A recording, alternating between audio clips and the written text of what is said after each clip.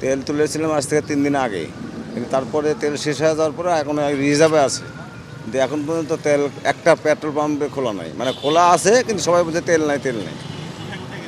এদিকে ভোগরাইল, এদিকে হচ্ছে সিটিহাট, লতা পেট্রোল পাম্প, আমচত্বর, না এদিকে তালাইমারি, বাবুল পেট্রোল পাম্প, ভদ্রা সব ঘুরে আসলাম, একটা তো তেল নাই। সমাধান অবশ্যই চাই, কিন্তু এরা তো সিন্ডিকেট, মানে বাইরে অবশ্যই খোলা মাঠে তেল পাওয়া যাচ্ছে 150 টাকা লিটারে, কিন্তু পেট্রোল পাম্পে পেট্রোল পাম্পে তেল নাই, একই কাহিনী। রহস্যজনক, মানে এর কোনো ইয়ে নাই, মানে এর প্রতিহত করার কোনো কেউ নাই।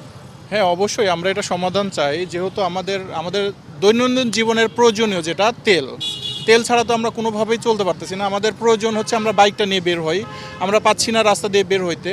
বাট সমস্যা কোথায়? সমস্যা তো অবশ্যই আছে। এই যে আজকে ঈদের একটা দিন, বছরকার দিন, হ্যাঁ, কেউ বের হচ্ছে, কেউ বের হতে পারছে না। আমি এ পর্যন্ত সকাল থেকে 4টা পাম্পে গেছি, সবগুলো সিলগালা করে রাখছে, একটাতেও তেল দিচ্ছে না। বাট আমাদের তো তেল খুবই প্রয়োজনীয়, আমরা কোথায় যাব? একটা বছরকার দিনে কোথাও বের হতে পারছি না। এটা তো আমাদের নিজস্ব পরিবারের জন্য এবং নিজেদের প্রতি একটা ইফেক্ট পড়তেছে। এই ইফেক্টটা কাটানোর জন্য এটা সরকার একটা যেন সঠিক সিদ্ধান্ত নেয় এই পাম্পের বিষয়ে। পাম্পে যেন প্রতিদিন প্রত্যেকটা বাইকার এবং প্রত্যেকটা লোককে যেন তেল দেওয়া হয়, সেই বিষয়ে সরকার যেন এটা সঠিক সিদ্ধান্ত নেয়।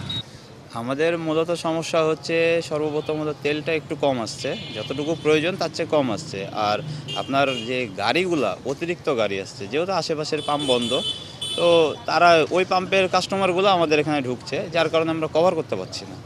যেহেতু দেখা যাচ্ছে যে আমাদের এখানে গাড়ি প্রায় 1000-এর উপরে আসছে, অথচ আমরা তেল পাচ্ছি সামান্য 3000 লিটার।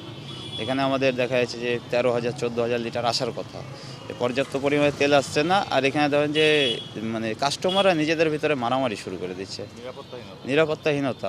আমরা প্রচণ্ড টেনশনে আছি এর জন্য। গ্যাস আমাদের আছে, কিন্তু ওই যে এই তেলের কারণে আমরা গ্যাসটাও সেল দিতে পারছি না। টোটালি বন্ধ, আপাতত পাম্প টোটালি বন্ধ রেখেছি। আজকে সারাদিন বন্ধ থাকবে।